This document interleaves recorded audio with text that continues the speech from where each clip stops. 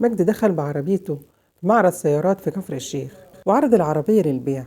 صاحب المعرض أخذ المفتاح وقعد يقلب في العربية ويفتح ويقفل فيها. العربية عجبته، ولما عرف سعرها عجبته أكتر، وطلب من مجدي أوراقها. مجدي قال له إن العربية بتاعت صاحبي اسمه أسامة، هخليه يجي ويجيب الأوراق معاه. حضر أسامة وطلع صورة لرخصة العربية وقال إن الرخصة مش معايا. وهنا صاحب المعرض لقى إن الرخصة مش باسمه. صاحب المعرض شك فيهم وطلب منهم صورة الرخصة، وقال لهم إن هو هيبص على حاجة في العربية. ولما طلع صور الرخصة واتصل برجال الأمن وبعت لهم صورة الرخصة، وقالوا له عطل الناس اللي عندك على ما نكشف عليها. وبالكشف على بلاغات السيارات لقوا إن العربية دي كان متبلغ بسرقتها، وتم القبض على أسامة ومجدي. واتضح إن مجدي معرفش أي حاجة عن العربية غير إنه بيساعد واحد صاحبه. ولما سأل أسامة قال إن هو كان مزنوق في الفلوس واضطر يسرق العربية عشان أولاده محتاجين. ولما عرفوا إن هو سرقها إزاي، عرف إن الصورة اللي هو ظاهر بيها دي كلها تمثيل، عشان الطريقة اللي سرق بيها العربية مش طريقة واحد بيسرق بالصدفة، لا ده واحد بيرتب أموره كويس قوي. أسامة أجر العربية دي من معرض وقلد المفتاح بتاعها وبعدين رجعها، وجه بعد شهر وراح المكان اللي هي بتركن فيه وسرق العربية، وشاف إن بيعها في المنطقة عنده هيبقى صعب، عشان كده كلم صاحبه اللي في كفر الشيخ، وصاحبه قال له تعالى هبيعها لك في معرض من المعارض اللي أعرفها.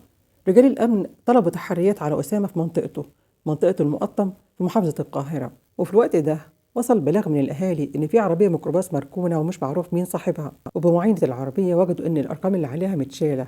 ولما سألوا تجار السيارات اللي في المنطقة، واحدة منهم قالت إن العربية دي واحد عرضها عليا للبيع بس ما كانش معاه أوراق ورفضت أشتريها. ولما سألوها عن اسمه ومواصفاته قالت إن اسمه أسامة.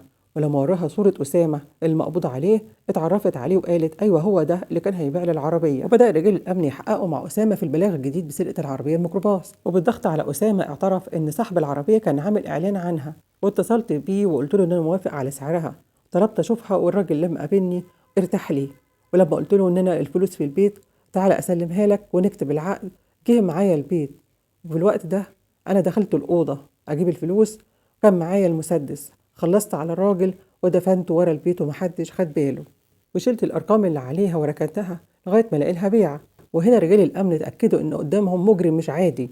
ولما وصلت التحريات عرف إن هو كان متجوز وعنده بنتين، وإنه من 5 سنين قدم بلاغ باختفاء زوجته اللي اتخانقت معاه وسابته هو والبنات. وهنا رجال الأمن ما كانش عندهم أدنى شك إن يكون اختفائها ده وراه جريمة، وبدأ التحقيق في قضية اختفاء زوجته، وبدأوا يسألوا الجيران وأهلها عن سر اختفائها. والجيران شهدوا إن ليلة ما اختفت اتخانقت خناقة كبيرة مع جوزها، ولما صحت الصبح ما لقوهاش وقالوا إن هي هجت من البيت، حتى أهلها صدقوا.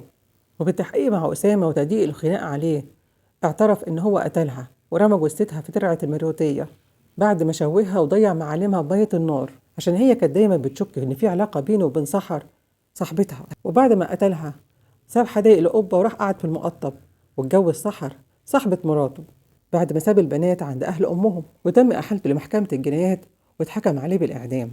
وبنقول إن أسامة رغم ذكائه وجبروته إلا إن أصغر جريمة عملها هي كانت سبب إنه يكتشف سره. ونصيحة للي بيبيع عربيته، ما تاخدش فلوس في إيدك، خش في البنك يحط لك في حسابك أو يعمل لك تحويل بنكي، ما تروحش في مكان مفيش أمان فيه.